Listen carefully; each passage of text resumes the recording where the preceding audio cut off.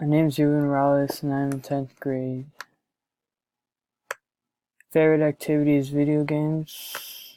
Favorite sport is soccer, because I've always liked soccer since I was little and it's a very fun sport. Favorite Bible verse is Proverbs 29:18, where there is no vision, the people perish, but he that keeps the law, happy is he. This is my favorite Bible verse because it tells you both when you have when you have God's word and when you don't. For those that don't have God's word in their heart, they're lost and they have no direction where to go. But for those people who do have the Bible verse, they have my bad.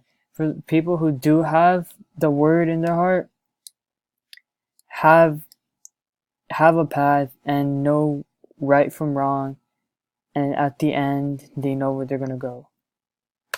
Fun fact about me, I don't even know what a fun fact about me is. Three words that relate to biology is one, organisms, two is DNA, and three is just living things in general, because it's biology, it's the study of life.